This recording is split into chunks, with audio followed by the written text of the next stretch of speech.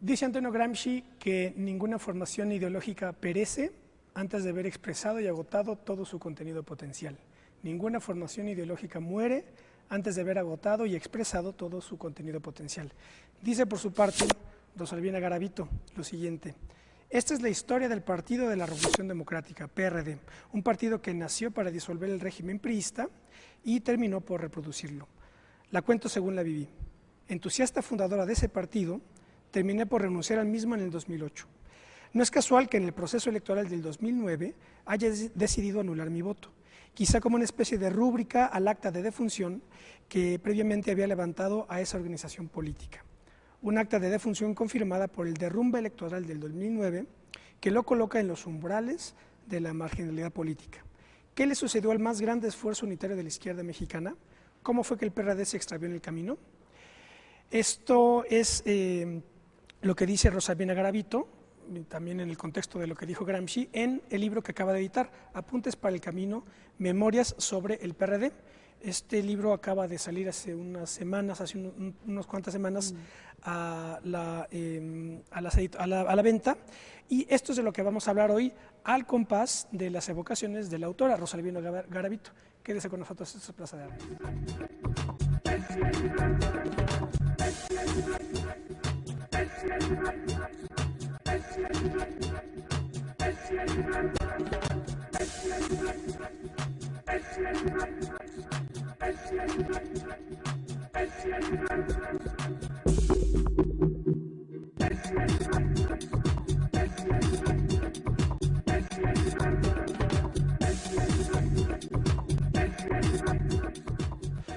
Hola, ¿qué tal? Qué bueno que están en otro programa de Plaza de Armas aquí por Capital 21. Les recuerdo nuestro correo electrónico plazadearmas21@gmail.com y nuestra página propia www.plazadearmas.tv.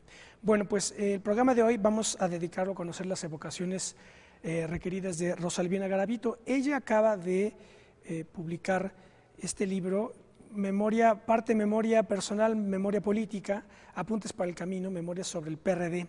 Ella es una de las fundadoras de este partido, pero también tiene una trayectoria interesantísima en la militancia de la izquierda, incluida la propia guerrilla, así que ella tiene esta perspectiva doble que conoce estos ángulos tan intensos, dramáticos de la lucha política mexicana. Hola, Rosalvina, gracias por acompañarnos. Al contrario, muchas gracias por la invitación. Actualmente Rosalvina es profesora investigadora en la Facultad de Economía. No, en el Departamento de Economía de la UAM Azcapotzalco. De la UAM Azcapotzalco. Eres originaria de Sonora. Sí. Iniciemos por ahí, por favor, un poquitín para más o menos conocer tu formación inicial y después cómo fue conjugándose y hilvanándose con la militancia política en esos años asiagos. O sea, una evocación realmente personal. Sí, nací en Santa Cruz, Sonora, en 1947. Santa Cruz es un pueblito que está en la Sierra de Sonora. Es la última misión que funda Quino en ese trayecto que hace por todo el occidente. En la época de Quino se llamaba Santa María. Y un dato histórico relevante de ese pueblo es que fue centro de exterminio de los apaches, porque era un centro apache muy, muy importante. Y mis antecesores, los Elías, tengo el dudoso privilegio ¿De los Elías Calles? Los Elías fueron los protagonistas de esa lucha de exterminio, imagínate. Y Plutarco Elías Calles fue primo hermano de mi bisabuelo. Bueno, entonces esa es la familia Elías en Sonora. Los Garavito vienen de Jalisco, vivían en Nogales. El caso es que yo nazco en Santa Cruz, Sonora, y mi familia emigra por razones económicas a Mexicali, Baja California, donde me crié. De los 4 a los 16 años. A los 16 años me voy a estudiar economía a Monterrey. Después hago una maestría en sociología en Chile, en la Flaxo, en ELAS Flaxo, 69-70, regreso, efectivamente participo entre el 71 y el 72, que me detienen en enero del 72, en la experiencia de la lucha armada, que yo defino como una experiencia efímera pero intensa, que me deja bastantes secuelas y consecuencias, de la que no me deslindo. Yo la categorizo como mi etapa de voluntarismo radical, ¿no? Que no la proceso y, digamos, paso a otra etapa hasta después de mi exilio en Italia, en donde vivo del 78 al 80. Y cuando regreso, bueno, ya soy otra, ya he superado aquello, y me vuelco a la fundación de una revista en la universidad, que es la revista El Cotidiano, que fundamos en 1984 y que todavía se mantiene. Efectivamente, y en 1988, como atenta observadora de la realidad nacional, que precisamente el método que seguíamos en la revista para el diseño de cada número mensual era el método del seguimiento de la realidad, ¿no? Como parte del análisis de coyuntura. Bueno, pues ahí, desde mi punto de vista, se está generando, ¿no?, una coyuntura histórica importantísima con la campaña que encabeza Cuauhtémoc Cárdenas. En 1988 me vuelco a la simpatía, primero simple simpatía como ciudadana que me definía. Sin haber militado antes en otros partidos de los que venían del socialismo, ¿verdad? No. Después de aquella experiencia voluntarista, cuando regreso del exilio, no participo en ningún partido. Me parecía que pues eran loables, pero bastante marginales, ¿no?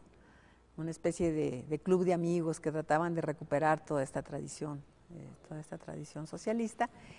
Tengo amistades en estos partidos, pero no milito. Pero cuando veo que surge eso que yo llamé la emergencia de un nuevo sujeto social, que no había asomado la cabeza a lo largo del siglo XX, que es el ciudadano, desde mi punto de vista, se da un salto en la conciencia histórica de la ciudadanía en México para efectivamente dar nacimiento a ese sujeto, social, que lo que está peleando, hasta que lo consigue en 1996, es el respeto al voto. ¿Por qué? Bueno, porque sabemos que México estaba, el sistema político mexicano, inmerso en un régimen de partido de Estado férreo y tan partido de Estado como el de la Unión Soviética, aunque en México constitucionalmente no se le haya dado cabida a esa figura, pero en los hechos el PRI era una dependencia gubernamental, como una fábrica de votos para la reproducción del sistema priista. Y las luchas históricas que se dan en el siglo XX, desde mi punto de vista, son todas luchas sectoriales, luchas gremiales, luchas heroicas, aguerridas, ¿sí?, por demandas efectivamente sectoriales, campesinas, obreras, de la lucha urbana popular, en fin. Pero el gran salto histórico, desde mi punto de vista, que sucede en esa campaña de 1988 es la síntesis en el ciudadano de que no podrá lograr que se respete y acceder a las demandas que está planteando de tanto tiempo si no es capaz de hacer respetar su voluntad a la hora de elegir a los gobernantes. Entonces, esa es, desde mi punto de vista, la condición histórica, uno de los elementos de la condición histórica fundamental para el nacimiento del PRD. Emerge de un grandísimo movimiento democrático en donde participan millones de ciudadanos. Lo que hace el PRD simplemente es encabezarlo con el liderazgo carismático de Cuauhtémoc Cárdenas. En alguno de los artículos que reproduzco en el libro publicado en La Jornada en 1988, califico todo este movimiento como la conjunción entre el milenarismo y la modernidad. La modernidad en la vertiente de que el reclamo es el respeto al voto como parte del Estado de Derecho, de una de las garantías fundamentales. Y el milenarismo porque lo que se ve en Cuauhtémoc Cárdenas es la figura del Tata Lázaro, ¿no? El padre. Entonces es muy interesante cómo son todos los fenómenos históricos complejos, cómo se conjunta esta tradición, ¿no?, histórica con todo el tradicionalismo que ello implica. Claro. O sea, valga la redundancia, porque es efectivamente ver, o sea, es una especie como de, no digo que es un movimiento milenarista, pero casi, de ver en Cuauhtémoc una etapa que para muchos sectores, los sectores populares de México, fue una etapa histórica de logros a sus demandas populares, sobre todo la del reparto agrario, y modernidad por lo que acabo de mencionar.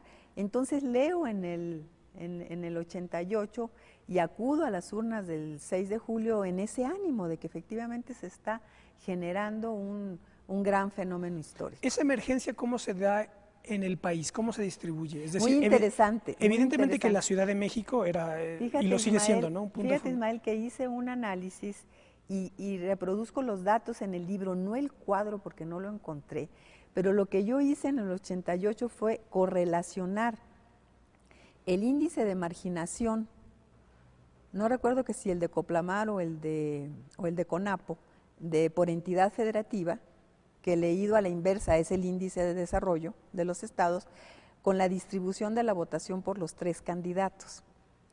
El único era Cárdenas, Cloutier y Salinas. Entonces, el único candidato cuyos votos no se correlacionan con nada es Cuauhtémoc Cárdenas. ¿Por qué? Porque es un fenómeno nacional. El de Cloutier estaba correlacionado con las áreas urbanas, con las ciudades. El de Salinas con las áreas rurales, la generación del voto verde priista. Y el de Cuauhtémoc no había correlación, o era la correlación más baja. ¿Qué quiere decir? Que era algo nuevo realmente. Que era la presencia a nivel nacional, o sea, no eran ni áreas urbanas, ni áreas, o sea, no se caracterizaba por ser un voto de los pobres, por ser un voto del campo, por ser un voto de las ciudades, sino que todos esos fenómenos estaban presentes.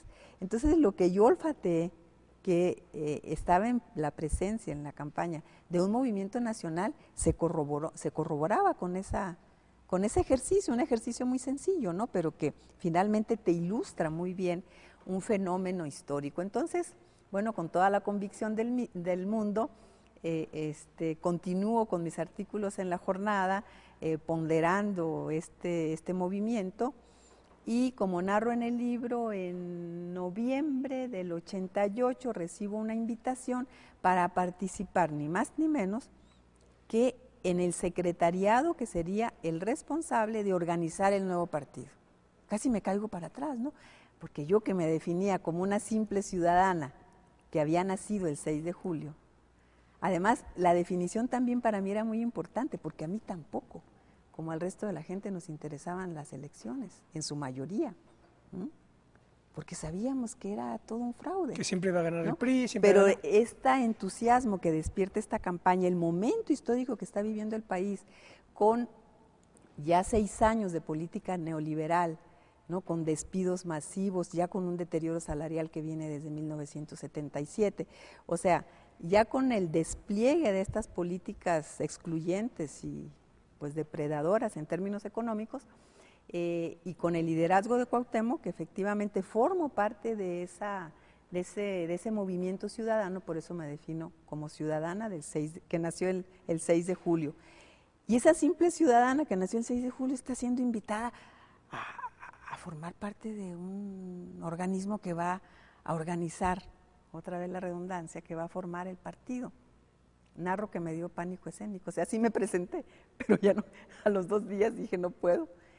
Me arrepiento a los 2 días por fortuna,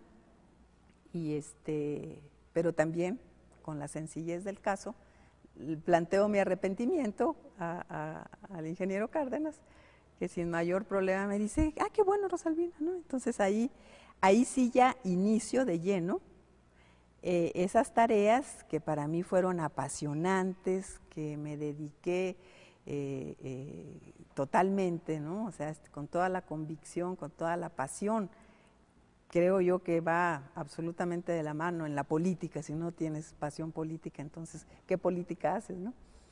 Me vuelco a ello, organizamos el partido nace el 5 de mayo de 1989, con un hecho histórico detrás, que es que el PMS cede el registro. Entonces, en ese momento el dirigente del PMS era Pablo Gómez. Arnoldo Martínez Verdugo. Arnoldo Martínez, sí, él era el dirigente. Entonces a mí me parece una decisión histórica muy importante, porque efectivamente, como citas a Gramsci, ¿no? Estas organizaciones desaparecen hasta que cumplen hasta que agotan todas sus posibilidades. Lo importante es que se tome conciencia del hecho, porque también los dirigentes pueden caer en la ilusión, ¿no?, de continuar prolongando la vida de una organización política, aunque su función histórica haya concluido.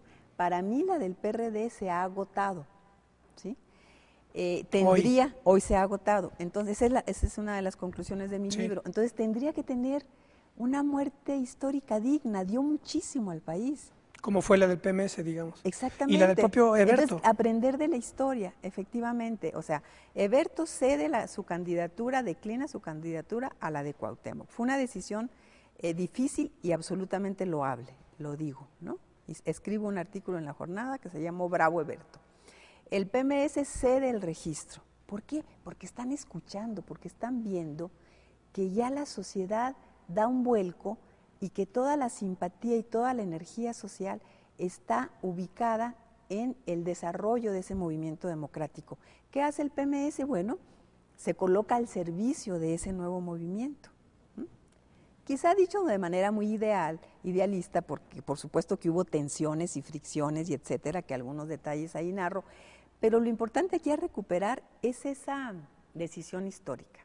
Hoy creo que el PRD tendría que aprender de la historia y decir, hemos aportado, empezamos a agotarnos a partir de cuando, desde mi punto de vista, justamente desde el momento en que la demanda central del PRD, el respeto al voto, que se traduce en la ciudadanización de los órganos electorales con la reforma de 1996, ahí la manera en que yo lo explico es que el proyecto del PRD se disuelve en la sociedad. Y eso es precioso porque ¿qué mayor aspiración puede tener un partido que como tal se define como una partecita de la sociedad que disolverse en la sociedad? Quiere decir que triunfó su proyecto. Claro, que se forma parte del sentido común, exactamente, que es la idea de la hegemonía exactamente, empieza, ya nadie puede dar marcha atrás y por eso la sociedad está tan vigilante en relación a la democracia electoral, porque ya es una conquista. Bueno, se disuelve el proyecto de un partido en la sociedad, pero el PRD sigue hacia adelante sin darse cuenta, sin querer darse cuenta, ¿no?, de que lo que tiene que hacer es transformar ese proyecto.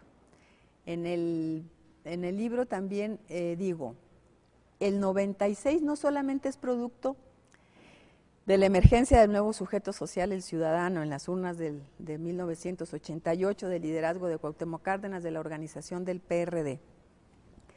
No solamente es producto de eso, sino, digamos, un poco como el relevo histórico que hacen los zapatistas en el 94, o sea, ese empujón que dan los zapatistas, o mejor dicho, esa insurgencia zapatista sirve como un empujón para lograr esa conquista del respeto al voto, de la democracia electoral, sin que lo reconozca el PRD, porque ya está viendo a los zapatistas un poco con celos políticos, en fin. Pero el PRD nunca se detiene a reflexionar su papel histórico, no se detiene, por ejemplo, en el 2000, que yo lo califico como la derrota como triunfo político. Fue una derrota electoral, pero fue un triunfo político también del PRD y del movimiento democrático que ayudó a consolidar. ¿Por qué? Porque después de 90 años, cuando Madero levanta la bandera del sufragio efectivo no reelección, por primera vez, 90 años después, se da la alternancia política. Eso es un triunfo político con una derrota electoral. El PRD lo ve solo como derrota y empieza una cantidad de recriminaciones internas, pero sin ver un poquito más allá de qué está significando, ¿no?, esa alternancia y cómo tiene él que recuperar el papel de oposición real que fue de 1989 a 1994 y sigue por la ruta de la oposición funcional en la que se convirtió a partir de enero del 94, con la firma que Cuauhtémoc Cárdenas hace, sin consultar a nadie, sin consultar a nadie, del Acuerdo Nacional por la Democracia y la Paz, junto con Fernández de Ceballos, con Donaldo Colosio, ¿no? Para proteger, para cuidar el momento electoral de agosto del 94 y marginar políticamente al movimiento zapatista. Vamos a quedarnos con esto, vamos a hacer un corte, estamos conversando con Rosa Elvina Garavito, no se vayan.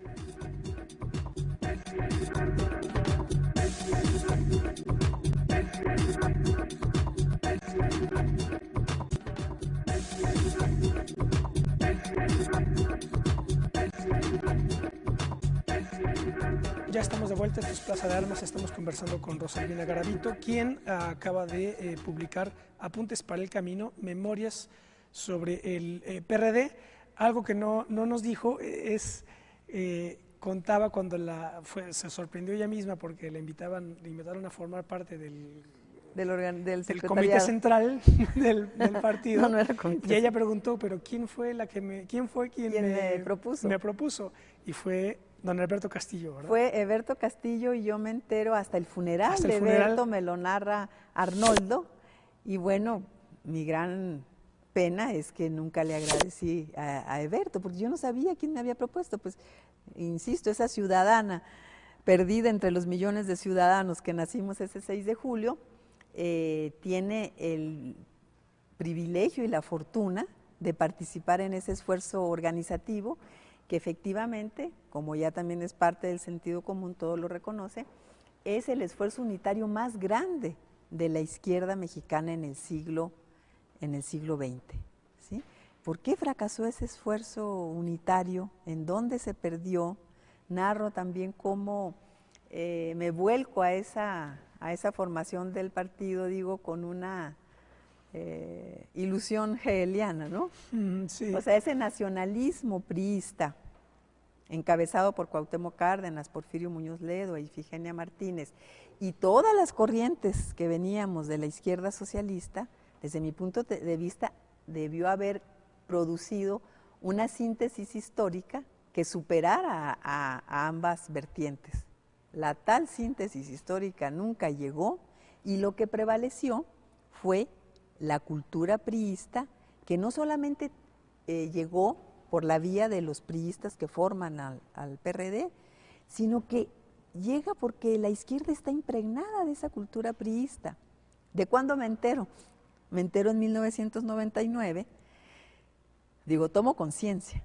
En 1999, cuando participo en la contienda interna para la presidencia del partido. Pero espera, antes estábamos con, en 94, esa firma del acuerdo de Cárdenas con Colosio y Fernández de Ceballos, ¿no? Sí, claro. O sea, ahí es donde categorizo que el partido inicia un nuevo papel político dentro del sistema político nacional.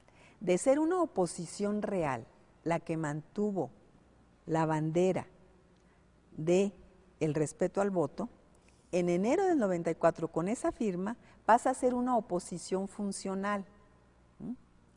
¿Por qué? Porque desplaza a un nuevo proyecto que había nacido en enero, el 1 de enero del 94, con el EZLN, que para mí está abriendo la posibilidad de la democracia participativa, con la autonomía indígena. Revueltas, en Ensayo sobre un proletariado sin cabeza, dice que hizo lo mismo Carranza con la ley de 1915 de Cabrera para desactivar el zapatismo. Claro. O sea que el plan de Ayala lo desactivan con la ley de 1915 de Luis Cabrera, un poco posiblemente. O sea, yo pienso que desde la izquierda siempre hay que tener muy clara la astucia del Estado. No debe de sorprendernos, ¿no? Si se tiene el poder es justamente por esa capacidad y esa astucia de ver un poquito más allá. La izquierda y la oposición debe de tener la misma y superarla, como con proyectos de Estado, o sea, con visiones de país, con visiones de proyecto nacional. Bien, ahí la visión salinista, después continuada por Zedillo, es muy riesgoso que zapatistas y perredistas, los dos proyectos se conjunten. O sea, realmente dinamitaría el pacto social autoritario que venimos cargando desde la Constitución del 17, ¿no? Y con todo el régimen priista. Entonces, digo, lo estoy planteando de manera muy esquemática. Lo que se tiene que hacer aquí es dividir a estas dos vertientes. ¿Cómo los podemos dividir? Bueno, en el 96 con la reforma política, ya en el gobierno de Zedillo, pero que tiene su antecedente en esa firma de enero del 94. A todo el mundo como que le pasó desapercibido, y perdón que hable en primera persona, pero yo me molesté muchísimo y lo reclamé en el comité. Cuauhtémoc, ¿por qué firmaste y por qué no consultaste con nadie? ¿Y qué argumentó? No, o sea, no argumentó, por supuesto, pero no solamente no argumentó, sino los cardenistas, de los que supuestamente yo formaba parte, cuando salgo, me reclaman. Tú eres una política muy confrontativa, tú así no ayudas al ingeniero Cárdenas. O sea, estamos aquí para ayudar al ingeniero Cárdenas, no estamos aquí para formar una organización de izquierda, en fin, ¿no? Entonces ahí esa concepción ha sido muy criticado y muy subrayado la existencia de caudillos en el PRD. Incluso pocos lo definen en esos términos. Yo me atrevo a usar el concepto caudillo, ¿sí?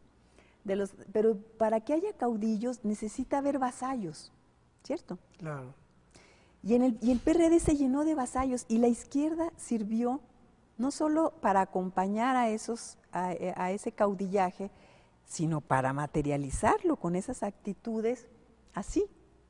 Si la izquierda no utiliza el pensamiento crítico en sus acciones, en las acciones de los dirigentes, de la organización que está desarrollando, entonces, ¿qué izquierda es? Yo creo que la autocrítica es fundamental, y colocar el concepto delante de la cosa, como dice la teoría, la escuela de Frankfurt, ¿no? En ese constante estarse confrontando, me parece que es una tarea muy necesaria.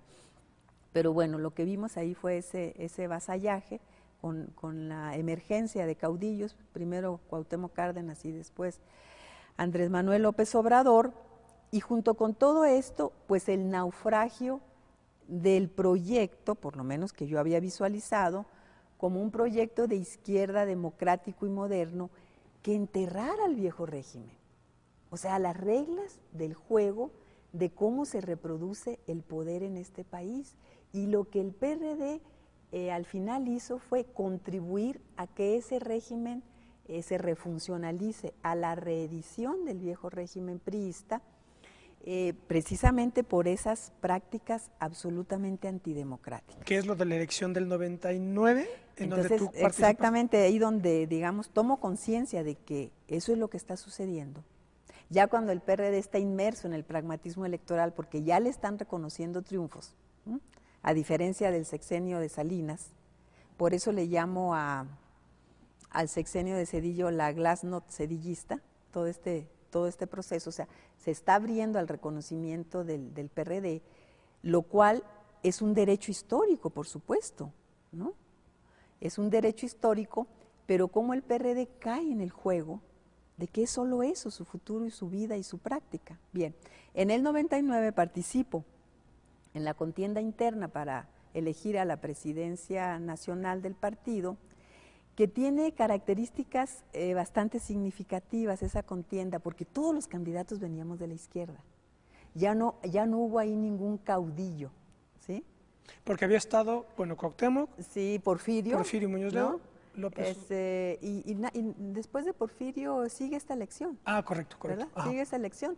Entonces, digamos que es como la inauguración o el debut de la izquierda, el debut y despedida. Y la despedida, porque el espectáculo que dimos fue realmente vergonzoso. ¿Los candidatos eran tú? A ver si los recuerdo. Eran Amalia García, Jesús Ortega, Mario Saucedo, Rosalvina Garavito, y alguien se me escapa. Uh-huh. Pero sí éramos 5 planillas seguramente. Pablo Gómez no estaba. No estaba. En todas las planillas, incluyendo la mía, que era la planilla 5, en donde logré conjuntar, o mejor dicho, se confluyeron 5 corrientes para apoyar mi candidatura, que de verdad yo no estaba buscando porque nunca me había metido a esos procesos, sino más bien a lo de la parte programática y de estudios en el partido. Era directora del Instituto de Estudios de la Revolución Democrática, en fin. pero bueno, siento que es una responsabilidad, participo, y las cosas que vi no daba crédito. Dice, pero ¿cómo este partido luchó para combatir esto? Y lo está reproduciendo de una manera grotesca, ¿no? Todas las trapacerías electorales, robo de urnas, eliminación de casillas, cruce de boletas, realmente espantosa. Un descrédito enorme. Esa elección por fortuna se anula, pero se anula por la decisión de López Obrador. No se anula por la conciencia y por la autocrítica de ninguna de las corrientes. Estuvieron en contra de la anulación. Pero López Obrador estaba... Era el presidente. Él era el presidente después de Muñoz Ledo. Perdón, claro. Cárdenas, Muñoz Ledo y Andrés Manuel, ¿no? Perdón, sí. Sí, claro. Bueno, pero en el libro sí está muy claro. O sea, cualquier duda consulte ese libro. Sí, ahorita en la charla, imagínate, se me olvidó ese periodo que finaliza. Andrés Manuel toma posesión en el 96 y está finalizando su periodo en el 99. En ese desastre. Yo pienso que fue el primer gran descrédito moral del partido, moral y ético, que es otro tema que a la izquierda parece que no le importa, como que todo se vale en política. ¿Cómo se va a valer? Ahí narro anécdotas bastante bochornosas de ese periodo, pero sobre todo diagnostico, bueno, este es el naufragio de la izquierda en el PRD. ¿Cuál síntesis se puede dar si la izquierda no está aportando nada? No está aportando absolutamente nada, ¿sí? Y lo que viene, bueno, pues es la entronización de un nuevo caudillo, claro, frente a ese vacío de autoridad moral, de autoridad política, ¿cierto? O sea, frente a esa comprobación de que la izquierda no está colocando nada en ese proyecto, lo que se reproduce es ese caudillismo autoritario y sigue esta funcionalidad del vasallaje por la avidez y el oportunismo electoral. El caudillo va a dar votos, más prerrogativas, más votos, más espacios. Yo me voy aquí. Que haya autoritarismo, que no se esté discutiendo tal, que tendríamos que corregir tal, no se discuta porque eso es favorecer al adversario.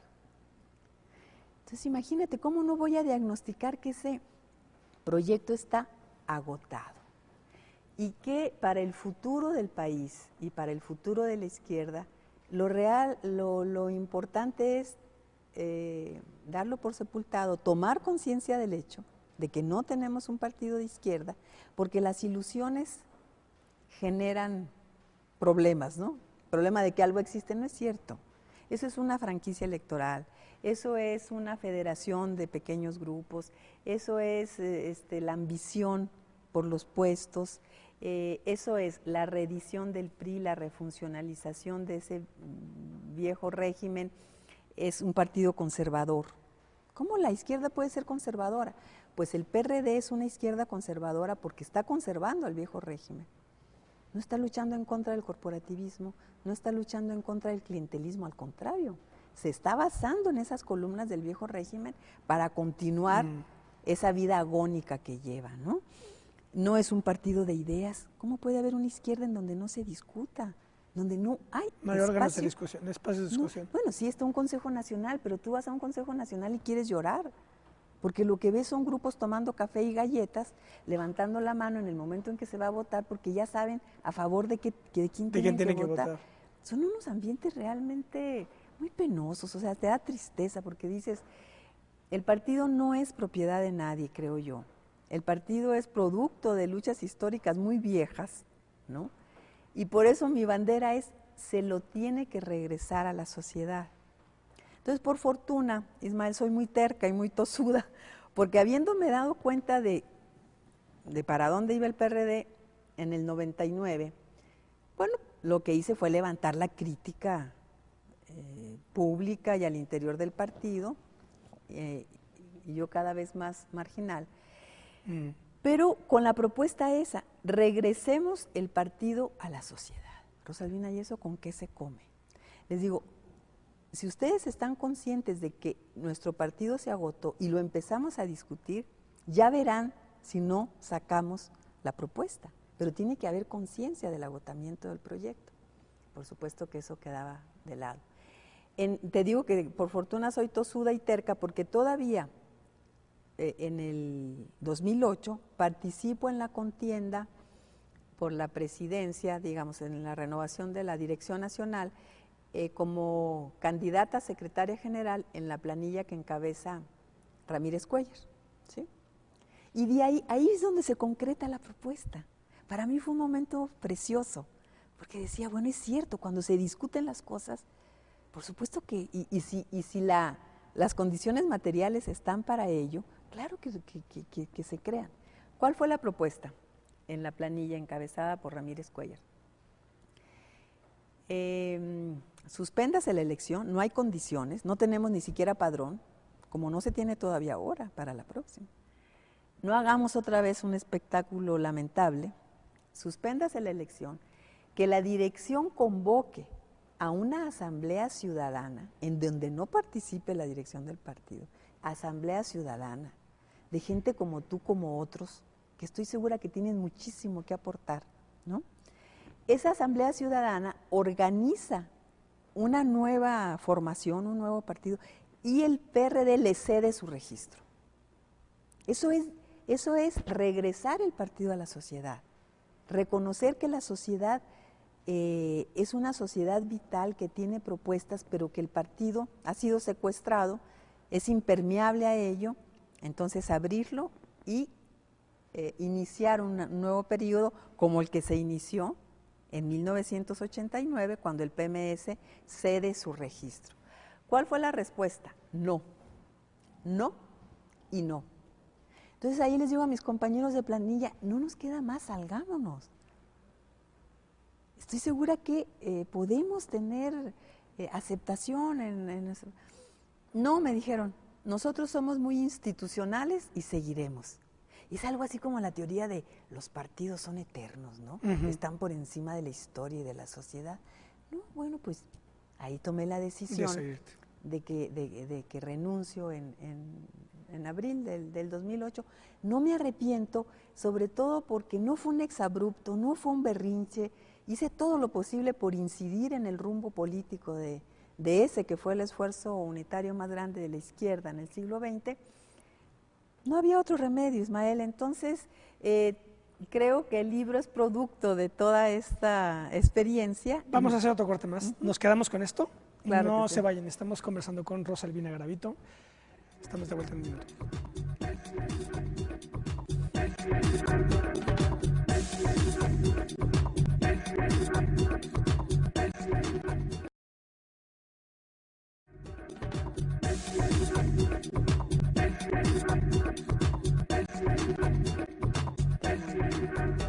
Bueno, ya estamos de vuelta. Esto es el último bloque. Estamos conversando con Rosa Albina Garavito. Ella acaba de publicar Apuntes para el Camino, memorias sobre el PRD. Podría ser también Vida y Muerte del PRD, recordando ese libro de Víctor Serge sobre Trotsky, Vida y Muerte de León Trotsky. Bien, dejaste el partido. Sí. ¿Y qué es lo que puede seguir? Bueno, hablemos un poco de los gobiernos. Es decir, esto pasó por cuanto a la vida interna, esta problemática que hablabas, las pugnas internas, pero también se ganaron espacios en gobierno. Evidentemente que desde un punto de vista son triunfos electorales de suyo, pero también el poder produce problemas que están conectados con estas perversiones internas del partido. ¿Qué podemos decir? Se ganó, Sí. Bueno, evidentemente la Ciudad de México desde el Ingeniero Claro, Cárdenas, desde el 97. Michoacán como también un estado emblemático. Claro. ¿Qué balance se puede hacer desde ese punto de vista? Yo pienso que los gobiernos locales del PRD son presas, o sea, están presos, mejor dicho, están presos de huérfanos, de esa ausencia de un proyecto histórico, democrático y moderno del partido.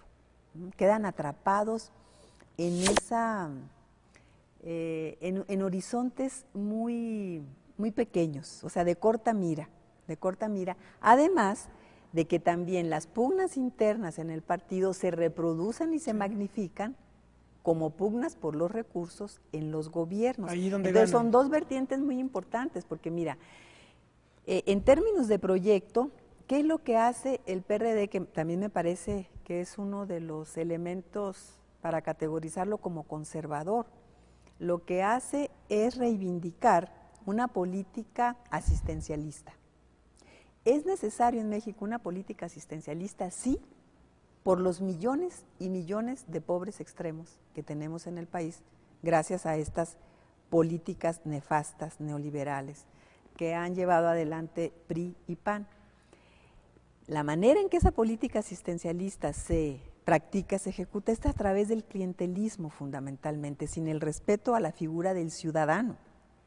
Entonces están conservando esa práctica priista, pero no solo eso, están quedando presas de la concepción de que se puede cambiar a la economía con políticas de ese tipo, cuando lo que hace falta es redistribuir el poder de decisión. Para mí esa es la democracia participativa, para que sean otras las políticas económicas. Y ello no puede suceder, Ismael, si no hay democracia sindical y si no hay democracia y libertad en todas las organizaciones sociales, para que desde las distintas trincheras de lucha la gente tenga capacidad de decidir sobre su futuro inmediato.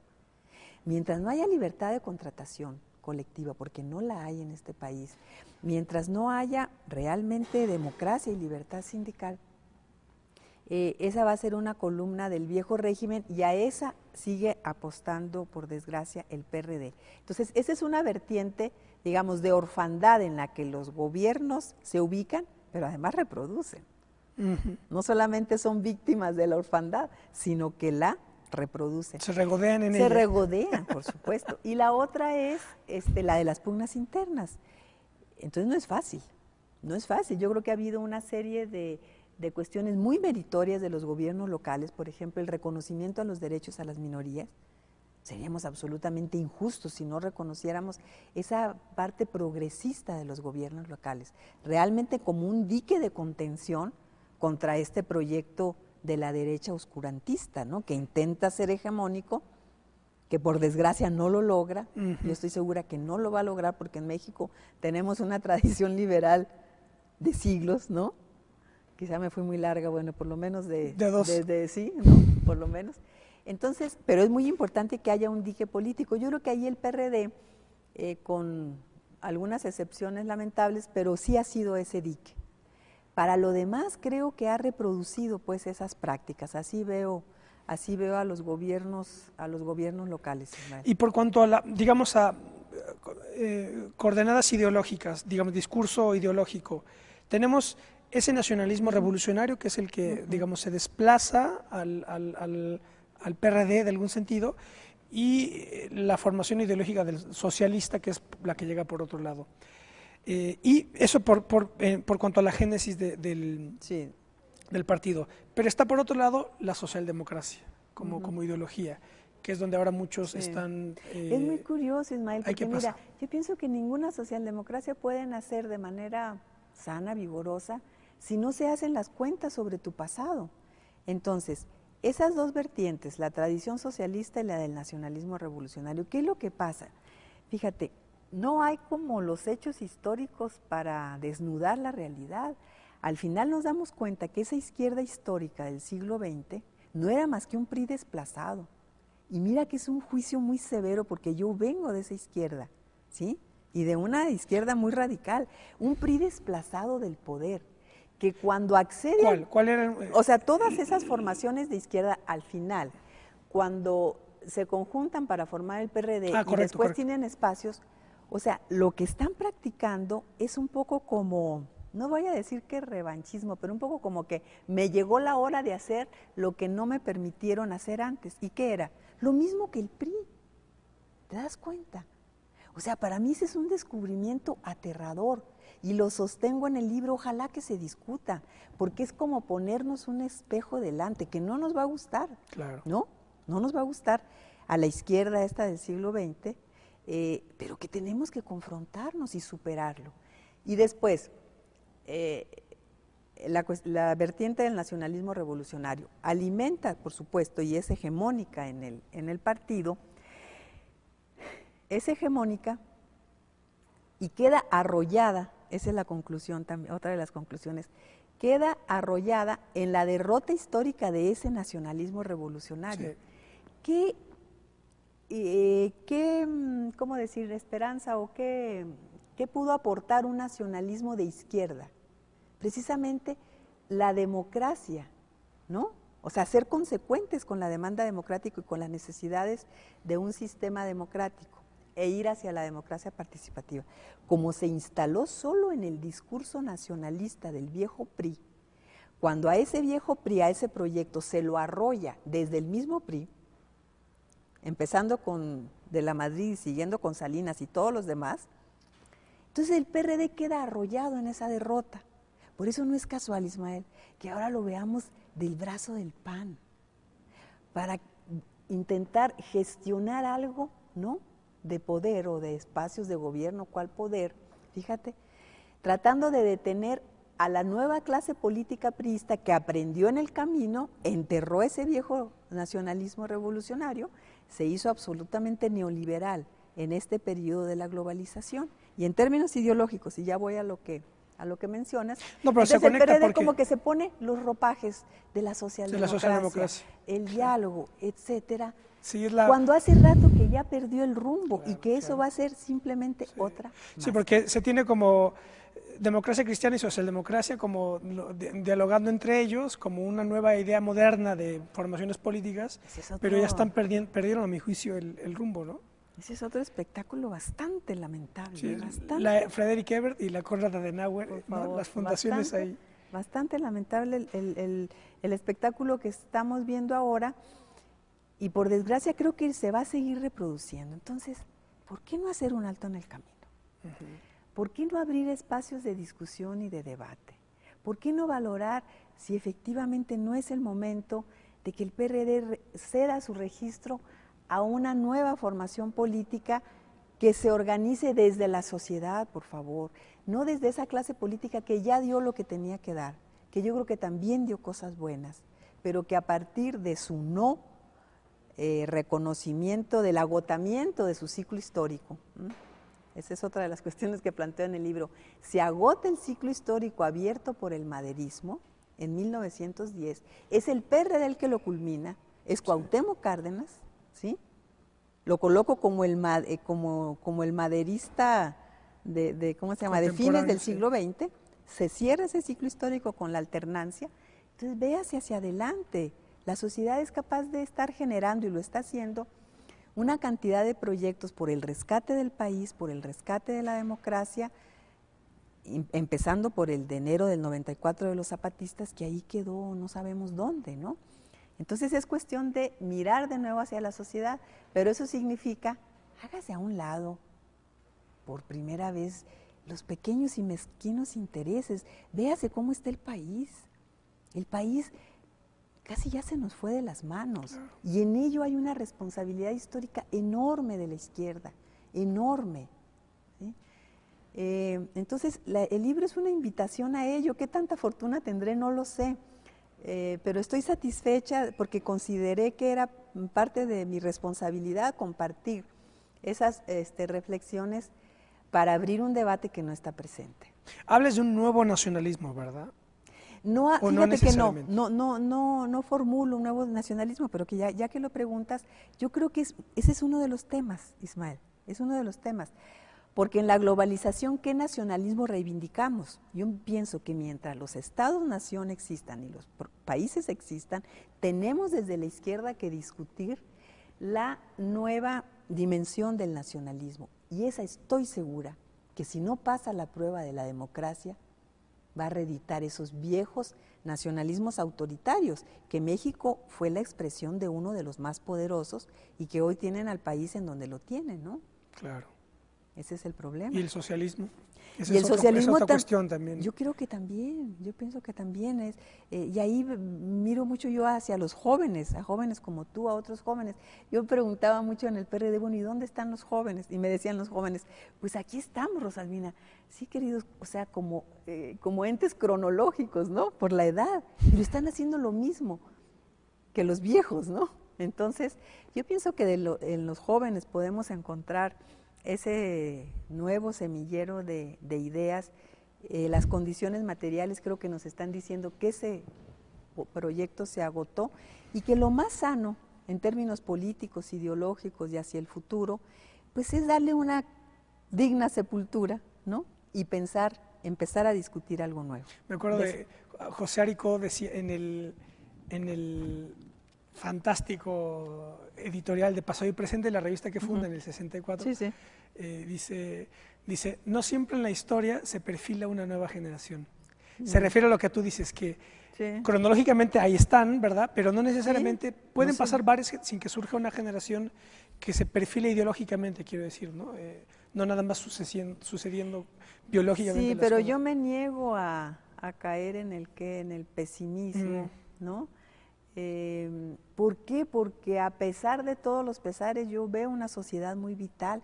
Mira, Ismael, no es poca cosa. Que sí es un logro en 20 de 88 que dices, ¿no? Mira, en el 88 emerge el proyecto de la democratización, que claro, recoge el del maderismo, o sea, pero es una raíz histórica ahí no cumplida, una demanda histórica no cumplida. Y emerge este movimiento vigorosísimo a nivel nacional que encabeza el PRD y Cuauhtémoc Cárdenas. En el 94 emerge el de la democracia participativa. ¿Cuántos años han pasado? Claro. ¿No? Y ya son o sea, que la sociedad sí está dando las soluciones, como diría Marx y Gramsci, ¿no? Lo que pasa es que la clase política está anclada en otra lógica. En sus intereses. Fíjate que tú haces ese parangón entre Madero y Cárdenas, y doña Socorro Díaz en este libro, El Desquite, Reporte 2009, hace el parangón entre Vasconcelos y López Obrador. Así que bueno, eso se queda para discutirlo. Bueno, muy bien, pues se nos fue el tiempo. Te agradezco muchísimo, Rosalina, que nos hayas acompañado. Todavía nos quedan dos minutos. Bueno, ¿algún comentario final para cerrar? No sin antes recomendar Apuntes para el Camino, Memorias sobre el PRD, de Rosalvina Garavito. Está editado por la UAM. Por la UAM Azcapotzalco y por Ediciones EON. Está en alguna de las principales librerías. Espero que lo adquieran y que sea un motivo de reflexión para esta discusión que está tardando mucho en abrirse. Y te agradezco de nuevo, Ismael, este espacio. El libro tiene, además de reflexiones, de documentos del partido, análisis, por supuesto, tiene una serie de anécdotas que creo que hacen el relato un poco, vívido, ¿no? Claro. Tiene anécdotas y al final tiene un índice onomástico que refiere a todos los personas y personajes que menciono en el libro. Pues es ese esfuerzo de reflexión y de inicio de sistematización de una discusión no presente y necesaria. Pues nos encantaría contar contigo para hacer aquí a lo mejor una glosa ya comentada y discutida con otros personajes. ¿Qué te parece? Por supuesto, encantada. Muy bien. Bueno, pues estas fueron las evocaciones de Rosalvina Garavito, fundamentalmente sobre la vida y muerte del PRD, si se puede poner de esa manera. Espero que les haya interesado. Nos vemos la próxima. Hasta pronto.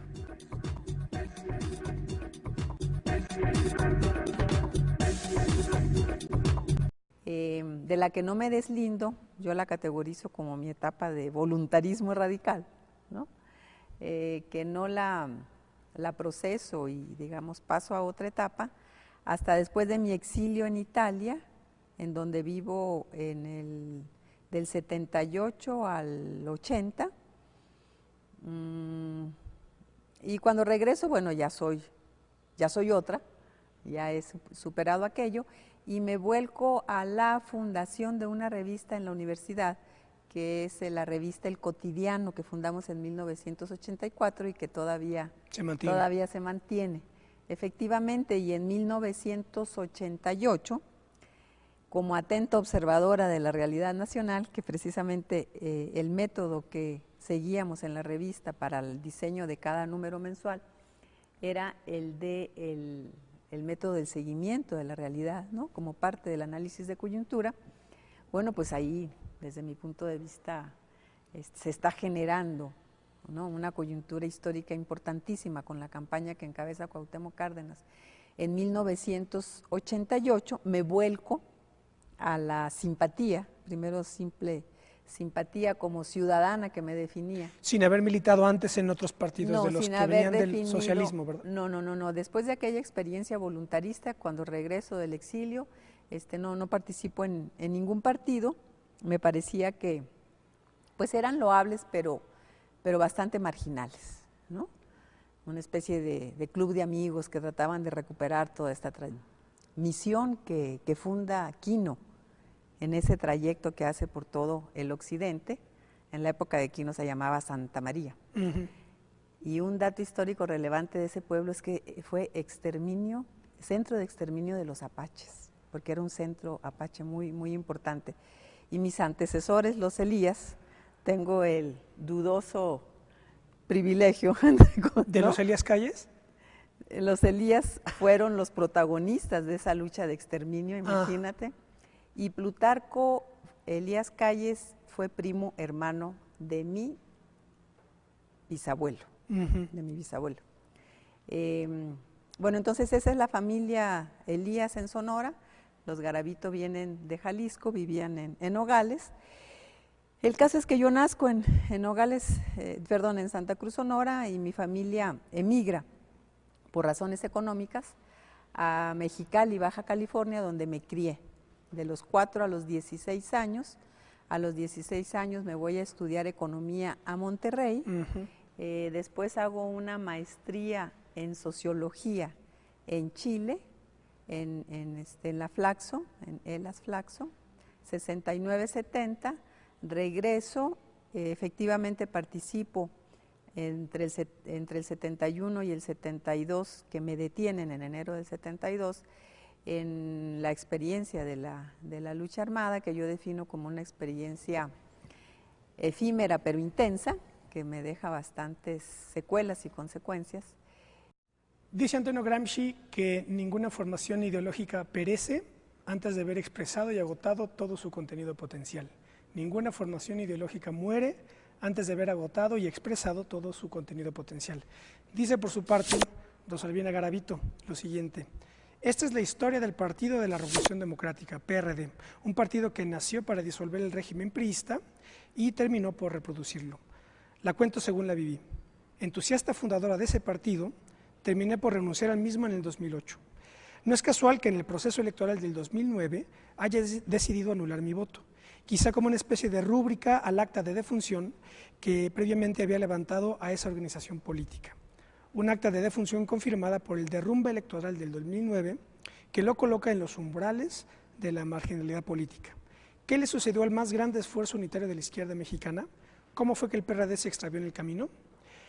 Esto es lo que dice Rosalvina Garavito, también en el contexto de lo que dijo Gramsci, en el libro que acaba de editar, Apuntes para el Camino, Memorias sobre el PRD. Este libro acaba de salir hace unas semanas, unas cuantas semanas a la venta, y esto es de lo que vamos a hablar hoy al compás de las evocaciones de la autora Rosalvina Garavito. Quédese con nosotros, esto es Plaza de Armas.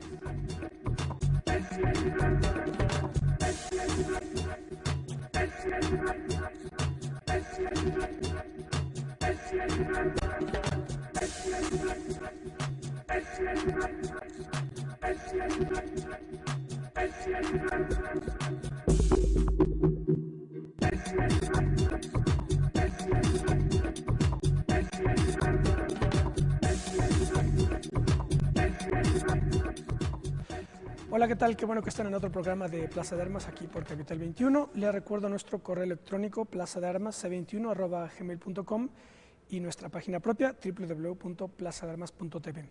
Bueno, pues el programa de hoy vamos a dedicarlo a conocer las evocaciones requeridas de Rosalvina Garavito. Ella acaba de publicar este libro, parte memoria personal, memoria política, Apuntes para el Camino, Memorias sobre el PRD. Ella es una de las fundadoras de este partido, pero también tiene una trayectoria interesantísima en la militancia de la izquierda, incluida la propia guerrilla, así que ella tiene esta perspectiva doble que conoce estos ángulos tan intensos, dramáticos de la lucha política mexicana. Hola Rosalvina, gracias por acompañarnos. Al contrario, muchas gracias por la invitación. Actualmente Rosalvina es profesora investigadora en la Facultad de Economía. No, en el Departamento de Economía de la UAM Azcapotzalco. De la UAM Azcapotzalco.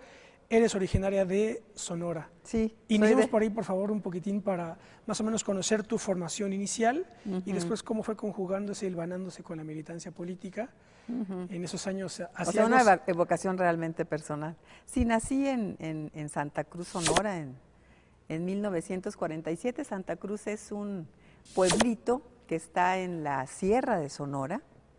Es la última visión, toda esta tradición socialista. Tengo amistades en estos partidos, pero no milito.